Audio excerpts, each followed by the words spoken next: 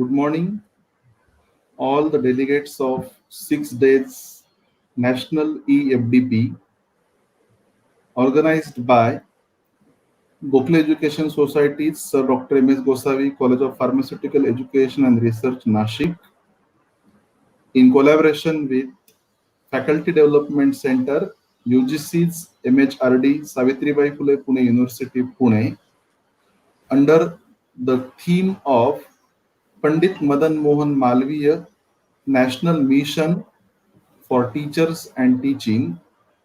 I welcome all the delegates on behalf of organizers and sponsors.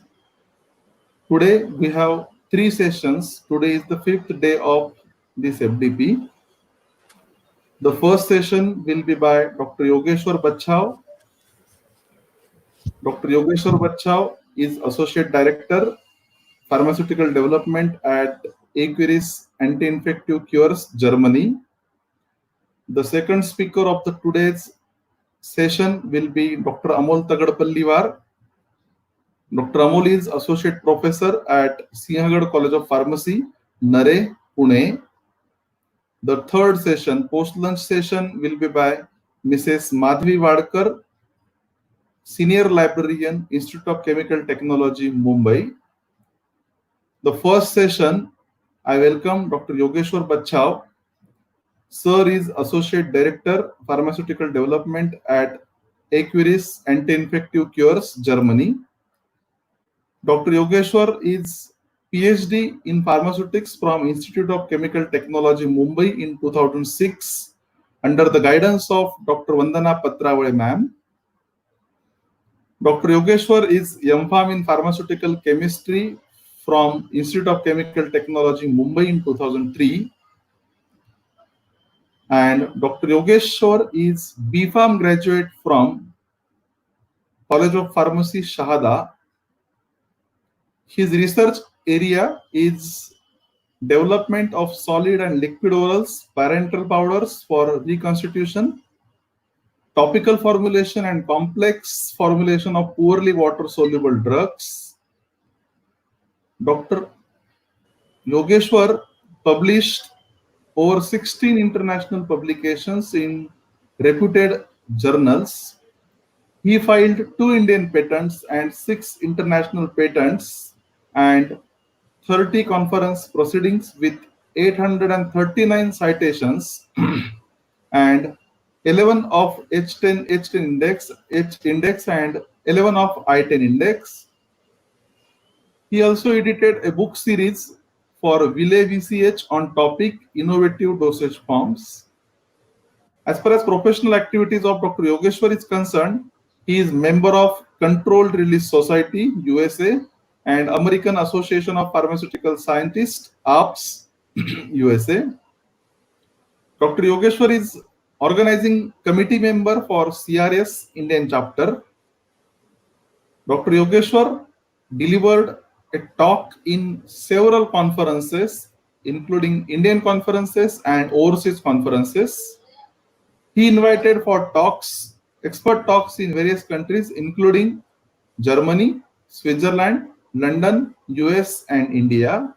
Today, Dr. Yogeshwar will talk on COVID outbreak and possible formulations options for approved and new drugs.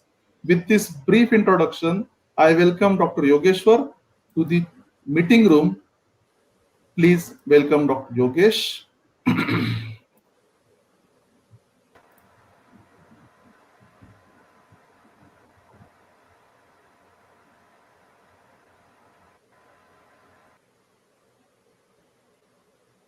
Good morning, all. First of all, I would like to thank organizers for inviting me for this talk. Especially, I'm thankful to Dr. Pingle, Principal Sir Dr. Ambedkar for giving me this opportunity, and I'm truly privileged to be here as a part of this FDP program. So, I'll not take much of your time. I'll start with today's presentation. I'd just like to know, am I audible or I should speak louder? Just to make sure that all are able to hear me. So the talk of today's topic, as said by Dr. Pingle, will be Hello. COVID-19 outbreak and what are the possible options we have for repurposing or the new drug development. But before we go into the details, let's try to understand a little bit more about COVID-19 outbreak. So this coronavirus is that the family of viruses which uh, So please share your screen. Share your screen, sir. Share your screen.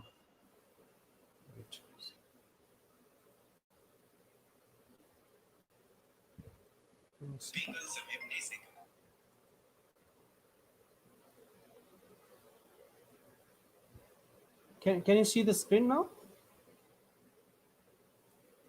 Hello, No, sir. No, sir. can you see the screen? No, no.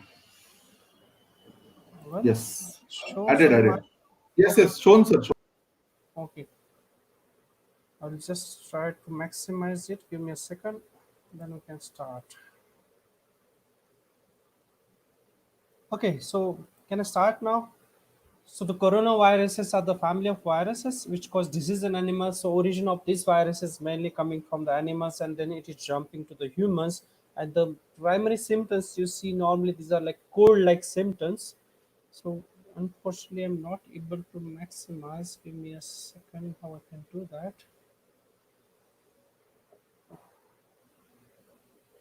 I'm sorry for this inconvenience, but I'm just trying to see where I can put this on the full mode.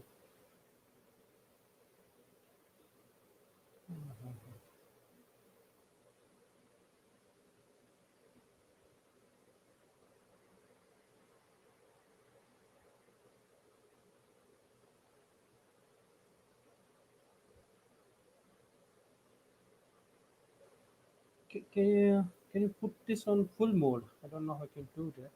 So I'm not able to see the cursor. Yeah.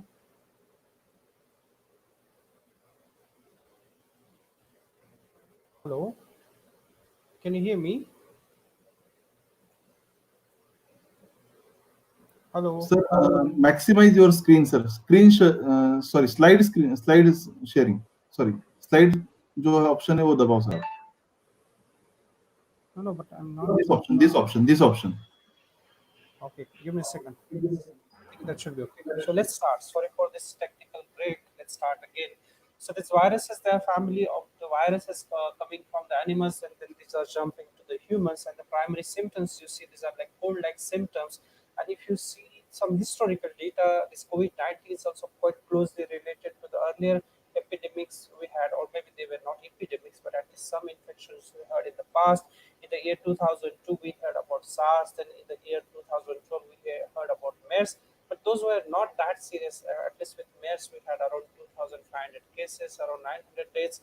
But COVID-19 is little different from these two viruses because the spectrum of disease is quite broad, as we have seen. It's spread all around the globe.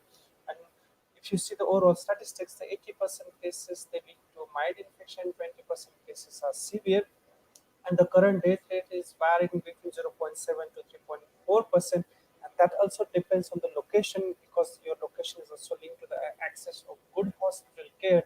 Because in this few, of course, in all the cases you need a hospitalization, and if there is no good access to the hospital care, naturally it is resulting into the death. So this is something to be noted. One more important thing here to be noted that as the origin of this COVID-19 is from China, and actually some more research is going on there. The reports are coming from Chinese research. At least this COVID-19 virus has mutated into two strains, and one strain could be more resistant to other one, and that makes it a little bit difficult for the researchers to develop a vaccine. So it's not so easy, and that's the reason maybe we had some delays in order to come with the vaccine. Although some studies are going on, we will discuss in detail in the later part of this presentation. So how this virus is spreading? So the virus is spreading the similar way as we had from flu or from the common cold. So basically, infected patient is passing this virus in the form of live droplets produced by coughs and sneezes, and even these germs can live on the surfaces for several hours. The health officials indicate, or at least they try to conclude, that the chances of infection are very high when you are in contact with the infected person within the diameter of 2 meters and you are in contact with at least more or less 15 minutes. And there, to stop this infection, the catch it, we need immediate approach is very important. So in this case, what we are doing, we are just catching the sneezes, coughs onto the tissues and throw them away and washing the hands. And that's why the regular hand washing is very, very important to prevent the contamination of the virus. The next person.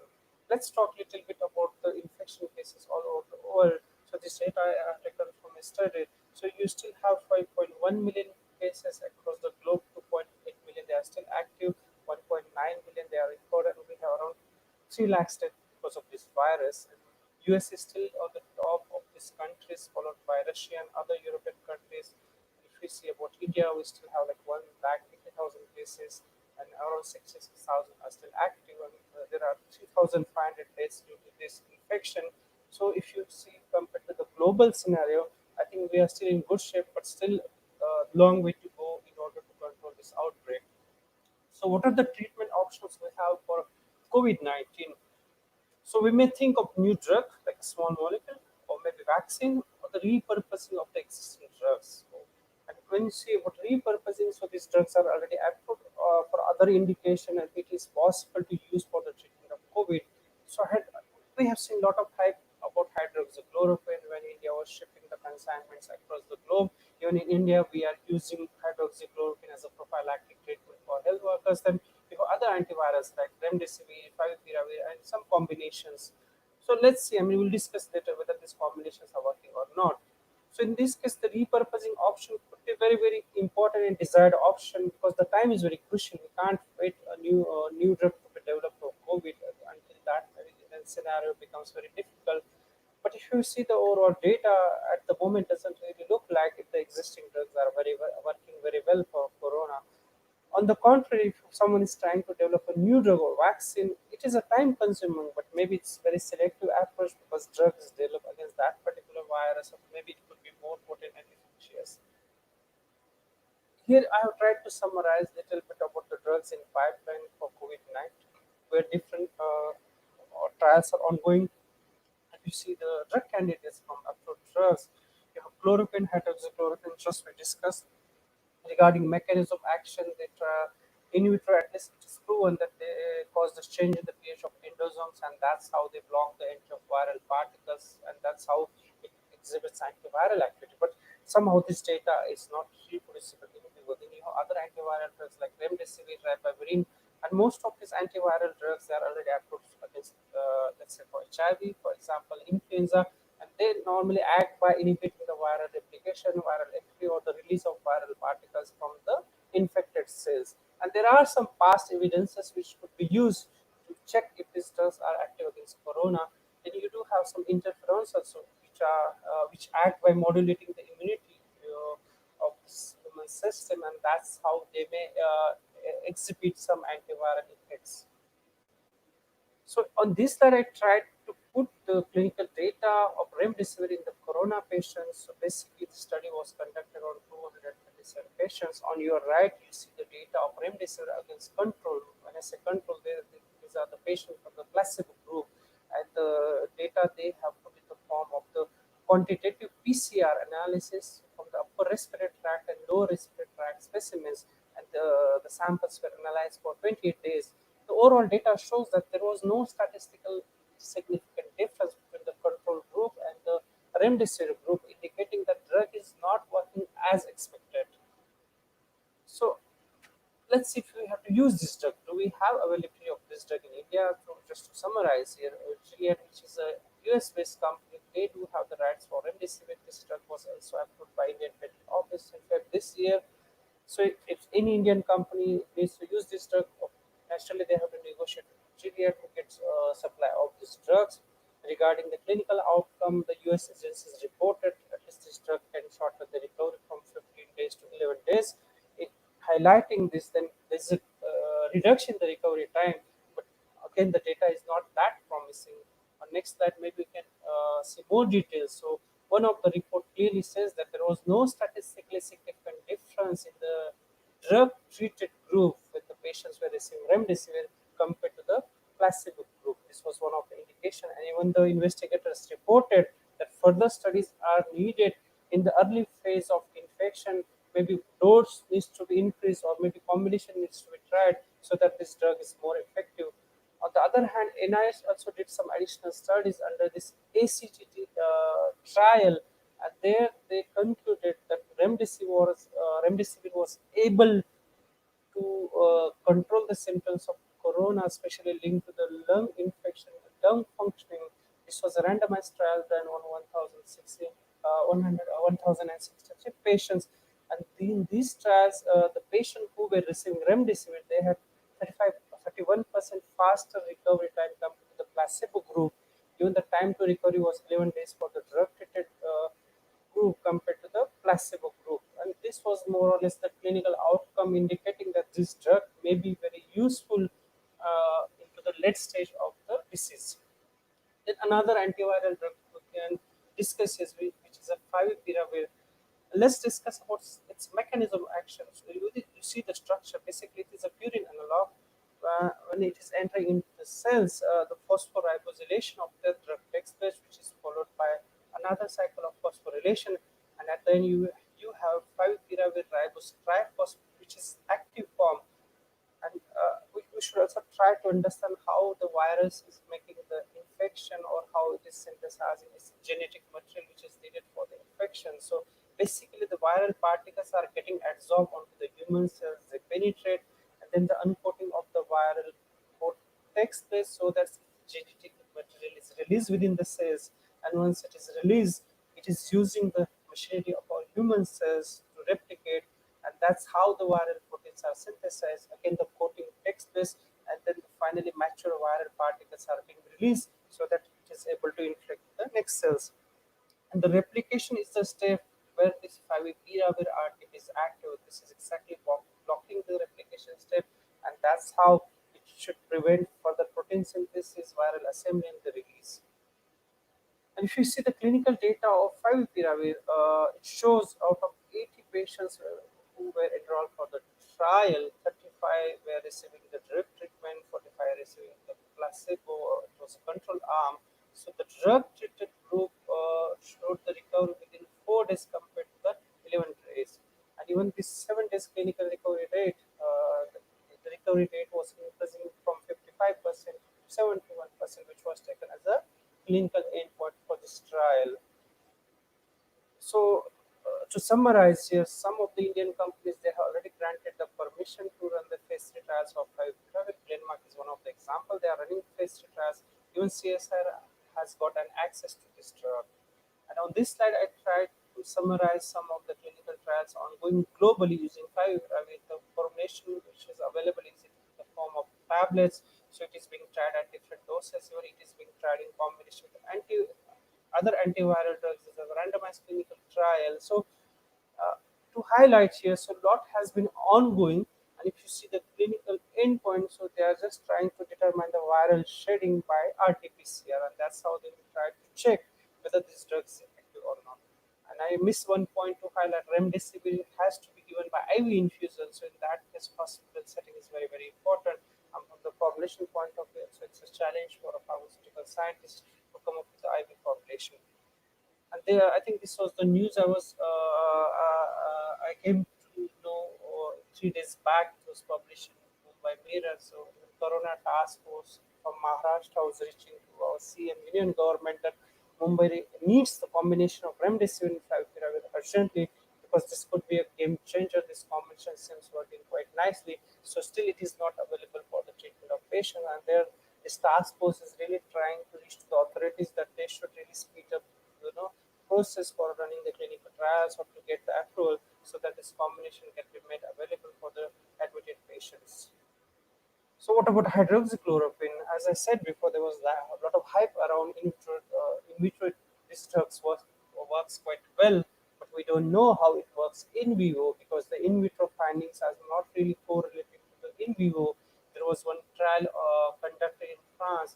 In that trial, the investigators reported that drug could clear the infection in a few days, but if you see carefully, that trial, it was done in 36 patients. Even the trial was not randomized, indicating that the investigator had a choice between deliberately picking the patients for the treatment group and control group, and that's why the results are quite doubtful. So we can't really take those results for any conclusion. There was another trial conducted in Brazil for chloroquine, and that trial has to be stopped because the patients enrolled were developing some irregular heart rates. We know that chloroquine, hydroxychloroquine, they are known to impact the QT interval of cardiac cycle. So one has to be very careful using these drugs for the patients suffering with the cardiac system. What about the ongoing vaccine trials against corona? A few days back, you must have heard US biotech firm Moderna. They revealed their first data from the human trials, which are typical phase 1 studies. And in those studies, the vaccine was triggering immune response in the patients. And even the preclinical studies suggested that this vaccine was able to protect mice from the lung infections. The data was released in press. It was found very positive, but still other researchers say that we need some details so that there are some conclusions which will really help to the next stage. There are some other trials ongoing, for example, some trials from University of Oxford, UK, some trials in China, and in those trials, they have shown that the vaccine administration was able to prevent the infection in the lungs of monkeys, but at least in other parts of body, the viral shedding was not reduced to that extent. Especially details were coming from this University of Oxford trials that 6 monkeys were protected from pneumonia, but the animal noses were still containing quite high titer values of the viruses compared to the other parts of body. Even for the placebo control group and the drug vaccine control vaccine group, the titer values were quite similar in the nose.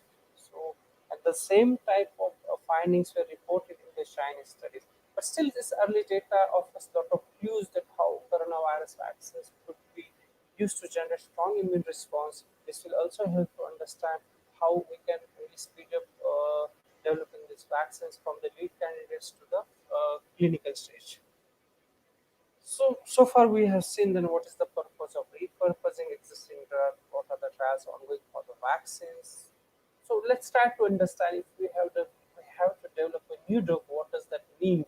So here in it's a bit overview of the drug development process. So when we try to develop a new drug, normally you start with strategic research where you want to identify your target. And when I say target, that means which mechanism we like to hit, which receptor we really want to hit, and that's called a target identification. Once you have identified the target, you try to validate that target, indicating or really prove if you are blocking that receptor, it must result into the hello, wherever. Okay. I hope I'm audible now. So when we say target discovery, we start with the target identification, target validation, and in that case, our focus is really to make sure that whatever drug we are developing, it should be able to block the receptor. It should be able to block any particular cellular pathways, so that it is possible to inhibit the viral entry, maybe viral replication, depending on the indication we are discussing here. And once you have validated the target, the next step is hit generation. In that case, we try to see which pharmacophores can be used to block the receptors. And once that pharmacophore is generated, next stage is to go with the lead identification. In that case, the structural details on the drug molecule needs to be changed by using computer-aided drug design, by using the SAR studies to make sure that any changes in to the structure of the drug are able to enhance the efficacy of that compound. And then we go for lead optimization. In that case, we have to really improve the druggability properties of the drug to improve its ADME properties so that it is acceptable for the preclinical clinical development. And once this is done, then we go for animal models. We want to check the in vivo efficacy, safety, the ADME properties. And at this stage, you also want to run your GLP tox studies so that it helps you to predict your human dose, and you start with the typical clinical studies. And when we say clinical studies, so it is divided into the 4 phases. So we start with phase 2, and this phase is mainly to understand the safety of the drug, to know a little bit about ADME properties into the humans. We also want to know the drug-drug interactions. This is done on healthy volunteers or maybe patient, depending on the indication. This is normally done on 20 to 80 patient, runs for 1 to 2 years. Once you have successful phase 1 results, then you go to phase 2, by that time you know your human dose. And the purpose of this stage is to check really the proof of concept that your drug is really efficacious, how safe it is into the humans. This is normally done on several hundred patients, runs for 2 to 3 years. And once you have success of phase 2 studies, then you go for phase 3 studies, which is normally done on large number of patients depending on the indication, maybe like 7 to 800 or maybe thousands of patients. It really depends. This runs on 3 to 4. This runs for 3 to 4 years. And let me tell you that these trials are quite expensive, the typical phase 3 trials. So not many small pharma companies are able to do that. And if you see overall clinical trials, mostly the big pharma companies are able to afford it, because the risk of failure is quite high, and the investment is also quite huge. And once you have successful phase 3 data, then you go for filing. The drug is approved for that particular indication, and then still we need to run phase 4 studies, which are basically post approval studies. So to summarize, to develop any new drug under normal circumstances, you need 8 to 10 years, investment of $1 to $1.2 billion. So this is a huge task, needs a lot of time. Then let's talk a little bit about development of vaccines. So if you see the overall scenario, I came across very nice article from the Journal of Nature. So around 90 vaccines are being developed against this coronavirus across the globe, and at least 6 groups they have already started evaluating the formulation into the human volunteers for safety trials. In parallel, they are also running some preclinical studies. And if you want to classify this virus, these vaccines, they are basically protein-based vaccines, nucleic acid-based, inactivated viruses, or viral vectors. Let's discuss then how we develop the immunity against coronavirus. So you see on this figure, basically the coronavirus is a coated virus. It is binding onto the human cells. It is binding to the ACE2 receptor, which is present on the human cells. The infusion takes place. It is making entry into the human cells. As a first step, the glycoprotein processing takes place, which allows uncoating of the viruses so that the release of genetic material is taking place, which undergoes further replication, and that's where the viral proteins are produced, which finally leads to again the assembling of these proteins in the form of viral particles, and then the matured viral particles are released from these cells. And if you see how the human immunity is working against this virus, so basically we do have the antigen presenting cells as a part of the immune system, which engulf the viral particles, display its portion to activate T helper cells. And then T helper cells, they are able to elicit the immune responses, and as a result the B cells, they make antibodies which can block the viruses from infecting other cells. They also make vulnerable the viral particles for destruction, and the cytotoxic T cells are also involved there, which are able to identify and destroy the virus infected cells. So that's how the immune system is working against coronavirus.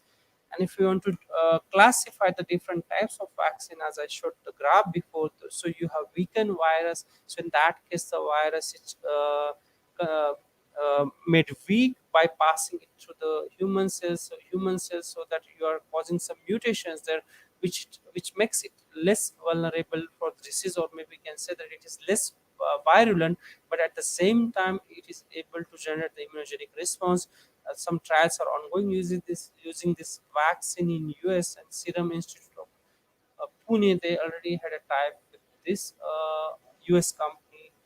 Then you have inactivated viruses, where the viruses are subjected to the treatment, like thermal treatment or the chemical treatment, so that they lose the disease causing capacity, but at the same time they are able to generate the immunogenic response. Then you have nucleic acid vaccines, which are basically RNA and DNA based vaccines, which are quite safe and easy to develop. So in that case, what they do normally, the nucleic acid like RNA or DNA just inserted into the human cells, which uses then the human cellular assembly to come up with the viral protein, so that these viral proteins are considered as immunogenic, and that's how the immune response is generated. Then you have protein-based vaccines. So basically, they are just using the fragments of proteins or protein shells from the virus, and these proteins are still considered as immunogenic, and that's how they generate the immune response. Then you have viral vector vaccines. So In this case, the viruses such as measles and adenoviruses, they are genetically engineered so that they are able to produce the coronavirus proteins into the body so that the immune response can be generated. Then let's talk a little bit about development of a small molecule. So if we have to develop a new drug against coronavirus, what consideration we should take into account? So basically, there are four mechanisms using which the antiviral drugs are active. So the first group of antivirals, they are the nucleoside analogs such as acyclovir, zidovudine. So basically, these drugs, they just target the viruses which are using their own polymerase system for genome replication. Just now we discussed that coronavirus is using human cellular assembly for its replication, and that's the reason that drugs like acyclovir, zidovudine are not very effective. The second group of inhibitors you have like viral protease inhibitors. So majority of drug from this class, they are the HIV anti-HIV drugs, and these drugs are active in inhibiting the process of viral proteins which are required for final viral assembly and the release. And the third class of antivirals, they inhibit the viral uncoating, which is the last step when the sorry, this is the first step when viral particles are entering into the human cells where the release of the genetic material takes place. And this is the step that the drugs like amantadine and rimantadine using to exhibit the antiviral activity. And then the final stage in the viral life cycle, as we saw in that figure, that the release of the mature viral particles is taking place from the host cell. And the fourth class of antiviral drugs, they mainly target this stage. So the drugs like Relenza and Tamiflu are working blocking this particular stage, and these drugs are against influenza.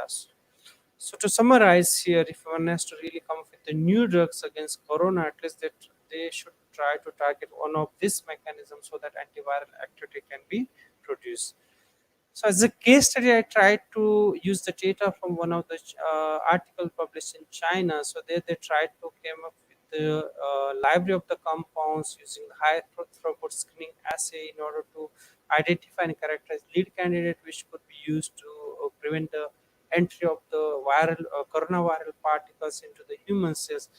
So as we saw before, the coronavirus, these are enveloped viruses, and if they have to really replicate into the human cells, the uncoating of these viral particles is very very important. And at that stage, they typically require the processing of their glycoproteins, which are the part of their coat, and this glycoprotein processing is done by the human lysosomal enzyme, which is called as cathepsin. So this cathepsin is responsible for this glycoprotein processing, and that's how the uncoating takes place, and so that the virus is able to release its genetic material into the human cells. So researchers from China, they tried to block this particular stage. So they just wanted to block the glycoprotein processing by cathepsin, but at the same time they also wanted to make sure that the antiviral drugs are not impacting cathepsin so that there is no toxicity. And for this purpose, when they wanted to go ahead with lead discovery, the first step they synthesized a viral and host-derived peptide synthesis. And in that case, as an assay, they tried to label these peptides with fluorescence. So by using the fluorescence excitation, they were able to check if the glycoprotein processing is taking place by cathepsin or not. So if there was any, let's say, glycoprotein processing, there was a fluorescence response, and that's how they came up with this high throughput assay development. And for this purpose, they use the library of 5,000 small molecules from the commercial supply. And in that case, they also had to develop the pseudotype viruses, which were used for IC50 determination. For this purpose, then the viruses were put, the pseudotype viruses were put in contact with the cells. The small molecules were also added to the medium, and this was checked for 72 hours. At the end of 72 hours, they had to lyse the cells, and by using luciferase expression, they could really check the blocking of the entry of viral particles into the cells, and that's how they determine the IC50. So IC50 is a 50% of concentration of small molecule needed to block the entry of viral particles into the cells. And at the end of the day, you want to develop a drug which is efficacious, not cytotoxic. So the cytotoxicity assays were done by MTT assay, and these MTT assays are done but on routine basis as a part of drug development. So far we discussed regarding the small molecule development, the vaccines on the market, repurposing. So imagine you have a small molecule onto the table, you do have vaccine onto the table, and as a formulation scientist, now your job is to develop the formulation suitable for the preclinical and clinical trials. What are the typical hurdles? What are the typical challenges we have? So let's start with the formulation of vaccines. So development of vaccine is a very complex process. Of course, the risk associated is very high, and one of the reasons also that majority of the vaccine candidates they fail in preclinical and phase one development.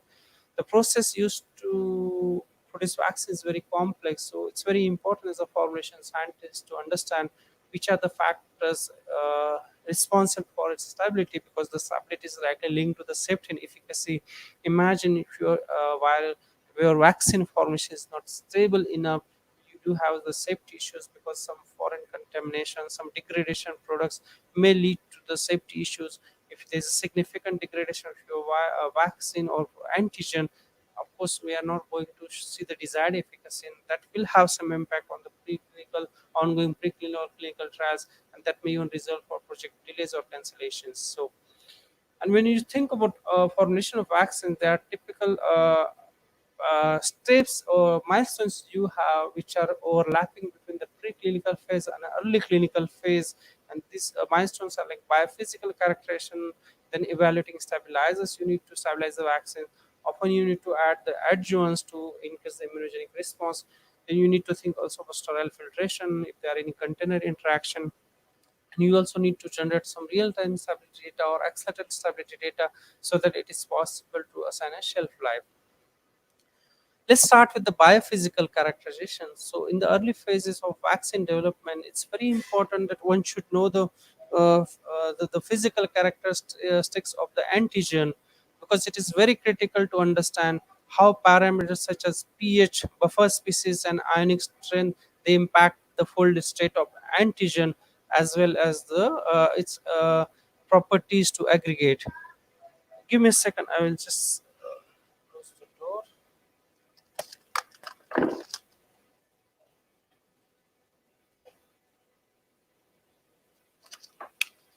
sorry for that.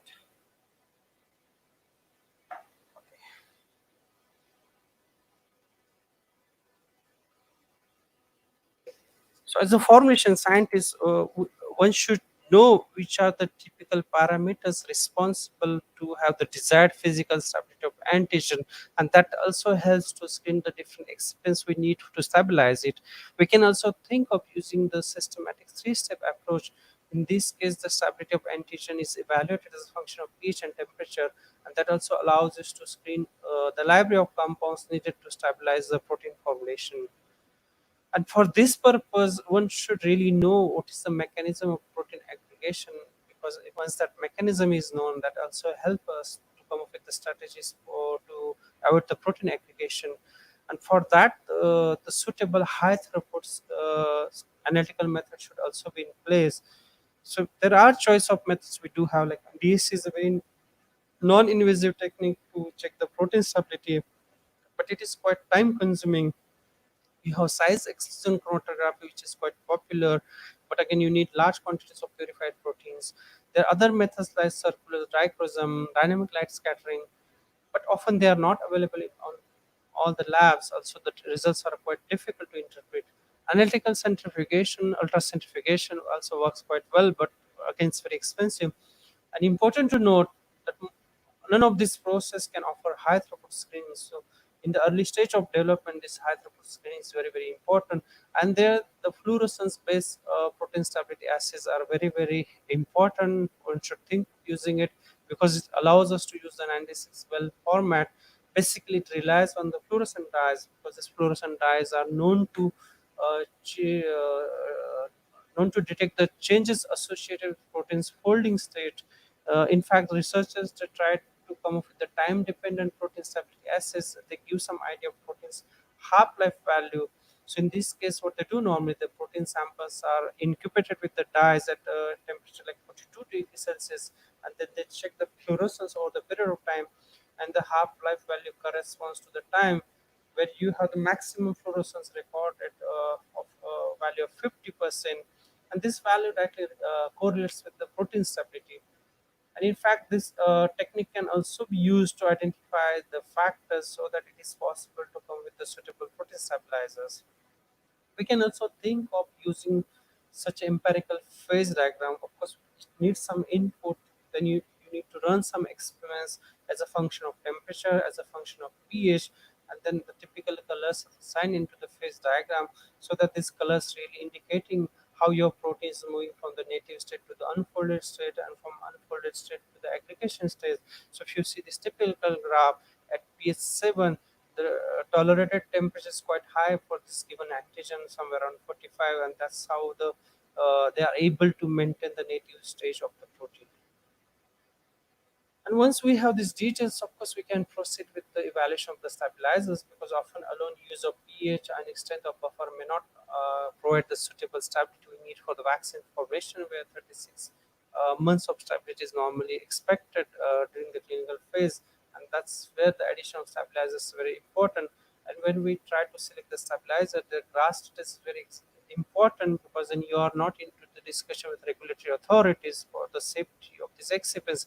Imagine if you are using any novel excipient where the safety data is not existing, you need to provide a lot of preclinical clinical safety data. That's very time consuming, and also question of budget, so it should be avoided. And in this case, at early stage, the development when we are really into the early stage of development, the mechanism of vaccine degradation is not known. So it's often very wise to use a combination of stabilizers, so that there are good chances we are able to stabilize the vaccine formulation. On this slide, you see typical stabilizers we use normally for the vaccine formation. They are from the class of amino acids, antioxidants, cyclodextrins, proteins, sugar, surfactants, and as I said before, often the combination of stabilizers is also needed. During the screening of stabilizers, it's also very important that we should have the typical assay in place to check the stabilizers effect on the protein stability. On this slide, you see that they have used the optical density to check the impact of stabilizer addition on the protein stability. So basically, what happens when protein solution is when the protein into the formulation is denaturing, it is aggregating, it will result into this change of optical density, and that's how you can really check if your excipient is able to stabilize the protein formulation. Then correlation of real-time and accelerated stability. So during the early stage of development, actually, if you want to go for phase one, you need to assign some shelf life there. Typical shelf life expected they're like 1 to 2 years during the early stage. But when you want to really speed up your clinical trials, there is no time to wait for 1 year until you get the stability data for the clinical trials. And there, the accelerated stability data is taken into consideration. So as an example, let's say if you have the 6 month stability data at 2560 storage, then this is normally considered as accelerated storage for the vaccine formulation, because the vaccine formulation storage they are normally at 2 to 8 degrees Celsius. So 6 month data at 2560 still allows you to assign a shelf life of 1 year at 2 to 8 degrees Celsius. And often to predict this shelf lives under real-time storage condition, the accelerated stability data is used, and this data can be plotted into the form of this Arrhenius equation, because this really helps to understand the kinetics of degradation. And there, the typical data considers active values, purity values, or the period of time as a function of temperature, so that it's possible to check the correlation of real-time and accelerated stability data. Then the next point is adjuvant addition, because if you see some history, historically we were using basically the kill bacteria or viruses as a vaccines, and then these formations had a significant immunogenic power. But with the advancement of purification technologies, the antigens we are using, the proteins we are using, they are quite purified, and sometimes they are so pure that they are not able to elicit any immune response on their own. And that's where the addition of adjuvant is very very important, so that the vaccine formulation we are injecting, it is able to generate some immune response. So if you see the commercial formulations are using the aluminum salts as an adjuvant. There are some other formulations onto the market as well, which are using the squalene based O by W emulsion. There are also some adjuvants under development, such as saponins or cytokines or interferons. Then the next aspect we should consider sterile filtration, because at the end of the day you need a vaccine formation which should be sterile, and this is typically achieved through the aseptic processing or sterile filtration.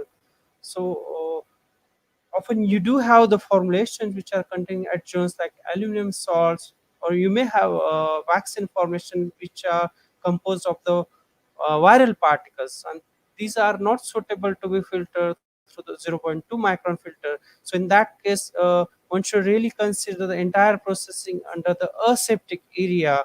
And whatever filters we are using to filter the vaccine formulations, we should be also checking there if there is an interaction of this formulation with these membranes you are using.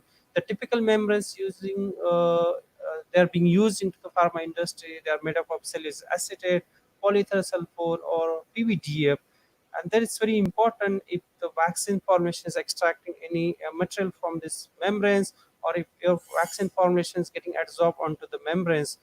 And as highlighted on this slide, one of the method used there, that they try to check the pressure difference when the formulation is passed through the membranes. So you can really see here, when cellulose acetate membrane was used, the pressure rise was very high as a function of time, which was followed by PVDF and PES, indicating that the viral particles were getting adsorbed onto the CA much faster than PVDF or PES. And this was even confirmed when they tried to determine the percent loss on the filter, which was highest for cellulose acetate compared to the PVDF and PES. And that really helps to select which filter we should really use for the filtration. And once your vaccine formulation is developed, then there are analytical aspects to be considered. So there, the aspect we should consider like appearance, water content. Water content is very important for the lyophilized formulation.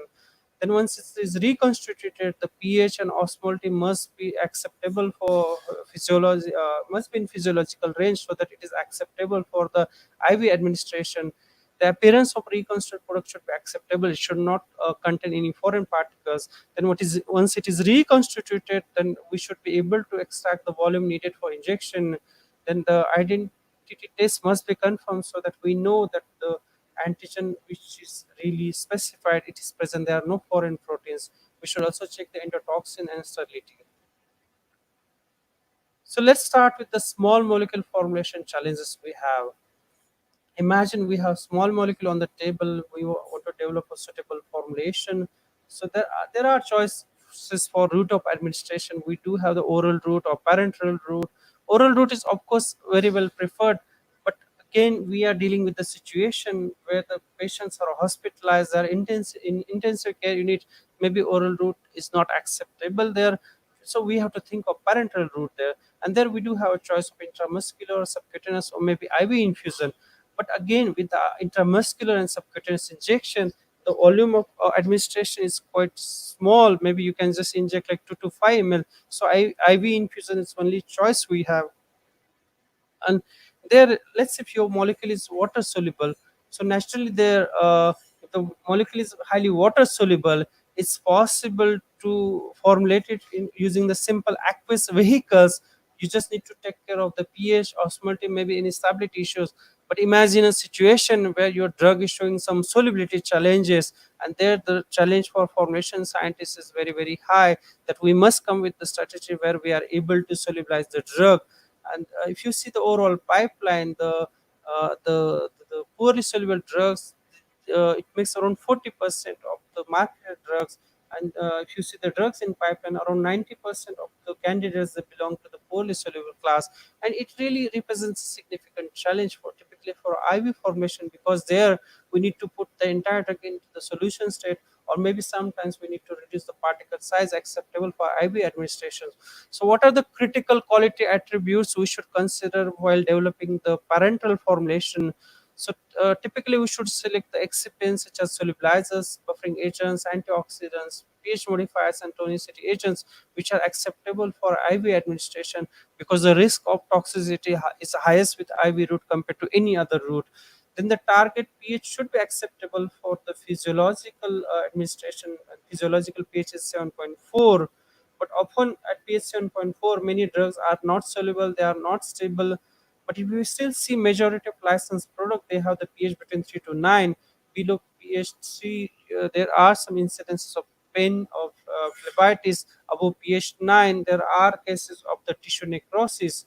Regarding the osmolality, the formulation must be isotonic, and typical osmolality specifications are between 280 to 200 milliosmoles per liter. Often, the slightly hypotonic solutions are preferred compared to hypotonic solutions because the hypotonic solution they are known to induce some hemolysis. Then let's talk a little bit about options we do have to formulate small molecules. So I tried to summarize these options we have, like pH modification, use of post-solvent surfactants, microemulsions, intralipid emulsions, liposomes, mixed micelles, cyclodextrins, and nanosuspensions. So let's start with the pH modification. If you see the market drugs, around 70% of these candidates they show some ionizable groups. So you can certainly use this pH dependent solubility of the compound to improve the solubility. And that's also is one of the basis to develop the water soluble salts in the form of weakly acidic or I mean what they do normally, the weakly acidic or basic properties of the molecules are explored to come up with the salts, so that we have the possibility to come with the highly soluble salts. And if you see the commercial example, ciprofloxacin is one of the broad spectrum antibiotic which shows the pH dependent solubility. The commercially available formulation of ciprofloxacin using lactic acid as a pH modifier to improve solubility. Then another example from this class is the soluble salt of aspirin. So they have used aspirin for the treatment of migraine, because often the available drugs like sumatriptan they show very good activity, but the tolerance is very very bad. So in those trials they have seen the soluble salt of aspirin was very well tolerated, though it was less efficacious. And that's how the pH modification approach can be used to come up with the suitable formulation approach. The major drawback of this approach is that there are cases of in vivo precipitation due to the rapid shift after the injection, because imagine a solution you have the formation with pH 4 which is injected, then physiological pH is 7.4, and that may lead to some API precipitation.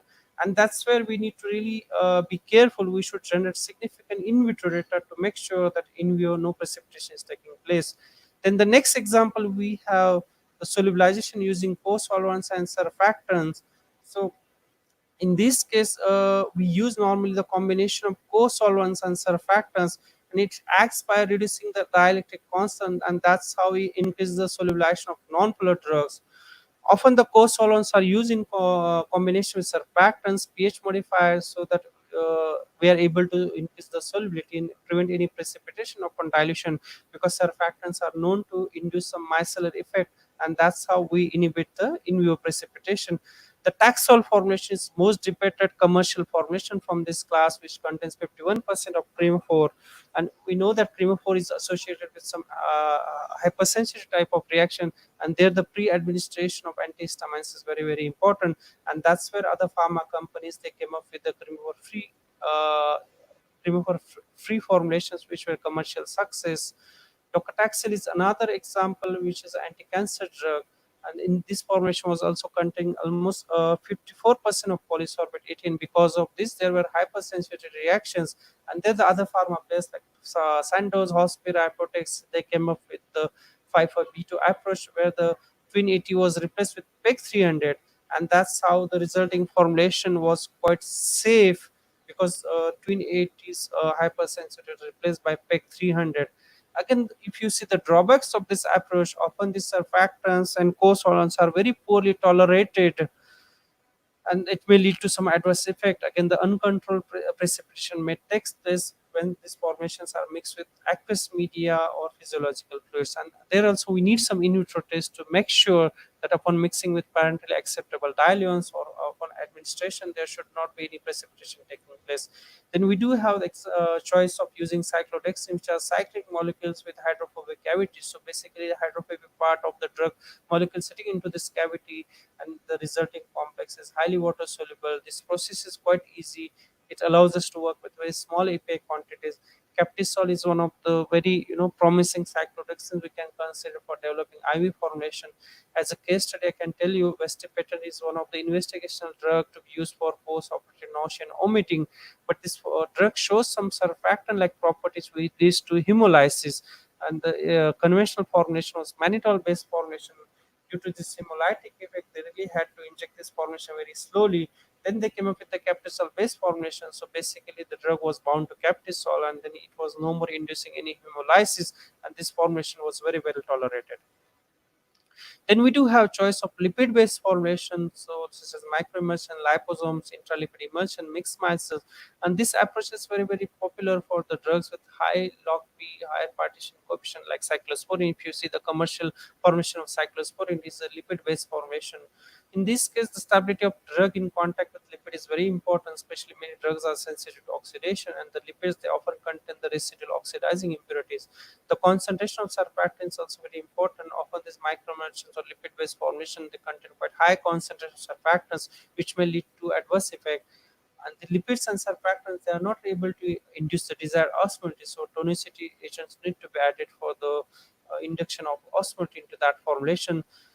Let's start with microemulsions. So they are the mixtures of oils, water, and surfactants from this lipid formulation classes. So the process is quite simple. Upon mixing, you are able to clear microemulsion, which can be diluted with the injectable diluents. And this technique is very widely used for the poorly soluble drugs. If you see the final formulation, you have like 10 to 20% lipid droplets or osmotic agents and emulsifier. If it is a multiple dose container, you should consider adding antimicrobial agent. As a commercial example, I can tell you propofol injection is quite successful there. It was first developed using cremopher which was later on replaced by ethanol. And finally, they came up with the microemulsion formulation with soybean oil, which was very well tolerated.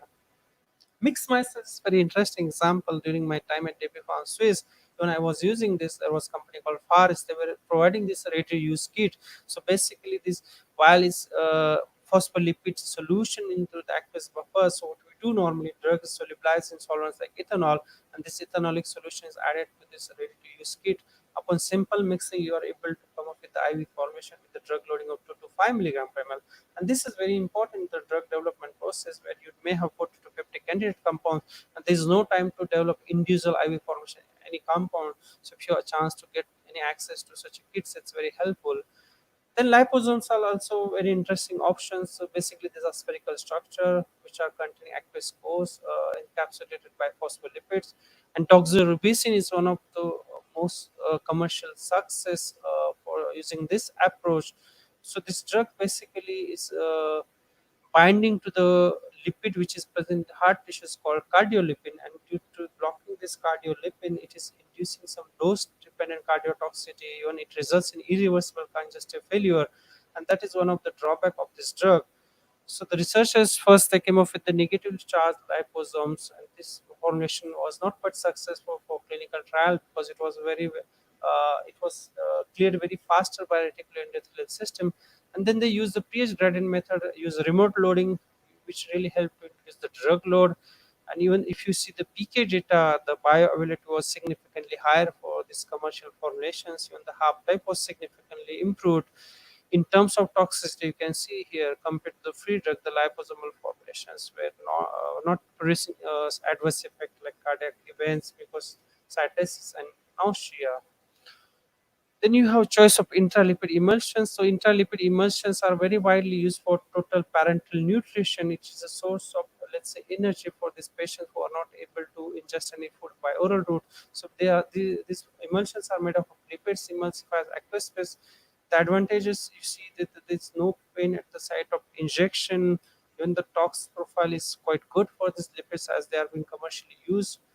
But again, on the other side, if your drug is not very soluble into the target lipids, the drug loading cannot be achieved. If you have some instability issue in contact with lipid, that should be considered. In terms of processing, it's very interesting. As you see on this graph, the drug is dissolved in oily phase. It is mixed with the aqueous phase containing surfactant, which is subjected to a high shear mixture. You have coarse emulsion, which is subjected to microfilm digestion. And then you have fine emulsion, which is filtered.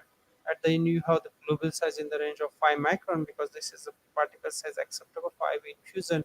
Then you go for heat sterilization, and this intralipid emulsion is suited for the IV administration. And then the last strategy we discussed is IV nanosuspension. The nanosizing approach is very, very important for poorly soluble drugs. So far, it was very widely used for oral route to increase the bioavailability. But these days, a lot of companies are trying to use this approach even for the IV administration. The nanoparticles can be produced by bottom-up as well as top-down approach. In the bottom-up technology, they simply dissolve the drug into the solvent, and then the control precipitation is obtained by adding the non-co-solvent. Then you have other options like media milling and high pressure homogenization to obtain the nanocrystals. So abraxane is one of the success from this nanoparticle based approach. Basically, it uses 10% of paclitaxel, 90% of albumin, final particle size in the range of 130 nanometer. And this nanoparticle based formulation is very well tolerated compared to the Taxol formulation. Then the last point regarding IV infusion, you should consider the admix compatibility studies, because at the end, your formulation should not interact with the infusion lines, infusion bags, any needles we are using. So we have to really show the drug is not getting absorbed onto the infusion lines, and there the data on the assay is needed when you have solution in contact with the infusion lines. On the contrary, you also need to check that nothing is really getting extracted from the infusion lines, infusion bags into your formulation. Otherwise, you may have some issues with the extractable leachables. So authorities would really like to check there is no drug absorption onto the bags. On the other side, your formulation is not extracting something from the infusion bags, and that should be part of your dossier. With this, I'd like to conclude my today's talk. The development time for a new drug or vaccine should be taken into account when we are dealing with such a pandemic of COVID-19. The modeling studies may be of great help when we are considering repurposing of drug against corona. Maybe combination of drugs should help to target the multiple pathways. Vaccine formation, they represent the complex composition and process, so we should be careful with the selection of the excipients there. Regarding small molecules, the poorly soluble drugs, they represent a significant challenge there, especially for IV routes. And there, again, the choice of functional excipients is very, very important. Some of the techniques like mixed myosis, intralipid emulsions could be very easy at early stage, but I can carefully consider. We should also think of IP perspectives, which is linked to freedom to operate. For example, excipients like Captisol, we cannot really use for free for the commercial purpose.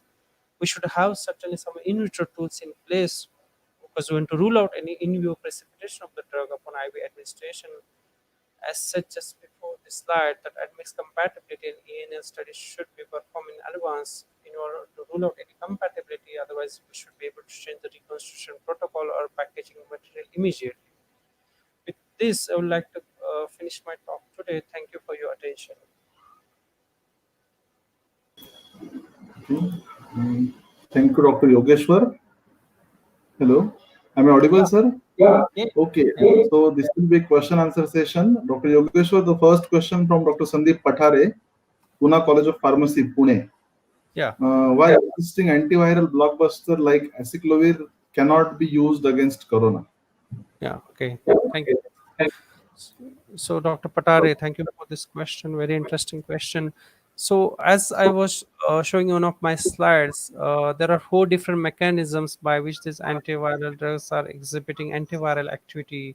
So, especially for drugs like acyclovir, they block the DNA polymerase, and they are only active against the viruses which are having their own polymerase system.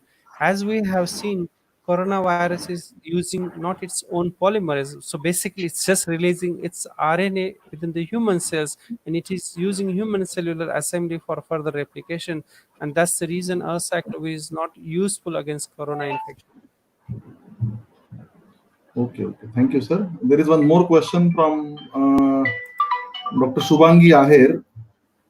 Can we use combination of antiviral and anti-malarial drug? Is it helpful to control liver inflammation and cell replication cycle? I mean, I don't know how liver inflammation is linked with the corona, because corona infection is more linked to the lung functioning. It causes the lung collapse, and that's how we see some fatal effect there. Combination of antiviral and antimalarial drug, again something illogical, because we have seen that hydroxychloroquine results are not very promising In vitro, this drug shows that it is acting against corona by changing the pH of endosomal system, but in vivo, it is not working as expected. So I don't think even that combination of antiviral, anti-malarial drug is very effective there. Okay. Last question, Dr. Yogeshwar, from Professor Amol Jagdale from MUP's College of Pharmacy, Nashik. By considering current COVID condition, when vaccine probably introduced in market? Right. I mean, as I was saying, under normal circumstances, it takes at least 8 to 10 years to develop any new drugs. In this particular case, the regulatory authorities are very, very flexible. Even these pharma players are, yeah, at least they are telling that you may have some vaccine in 6 to 9 months, maybe 1 year time. But again, these are predictions which are linked to the outcome of the clinical trial data. We have to be optimistic, but from my point of view, it's very difficult to give you any timelines when we can expect the vaccines. I can say that pharma companies are working tirelessly to come up with the vaccines, so we have to be optimistic there. Okay. Thank you, Dr. Yogeshwar, for very good information. I think an excellent information about COVID-19. So, all delegates, may I share your mobile number, sir, Dr. Yogeshwar? Yeah, sure. Okay, Dr. Yogeshwar, his mobile number is 900-4534-236. His mail ID is yogeshudct@gmail.com. I am thankful to Dr. Yogeshwar. He shared an excellent information. I remember one quote of Benjamin Disraeli, who is former Prime Minister of Great Britain. As a general rule, the most successful man in the life is the man who has the best information. Dr. Yogeshwar, you provided best information and you updated knowledge of young and dynamic teachers of the nation by providing up-to-date information about the COVID-19. Thank you very much. All delegates, the next session will commence sharp at 11:30 by Dr. Amol Tagadpallivar. Please be live on YouTube channel. Thank you very much. Thank you, Dr. Yogeshwar. Thank you. Thank you all. Thank you for listening. Thank you for giving this support. Thank you. Bye. Thank you, sir. Thank you, sir.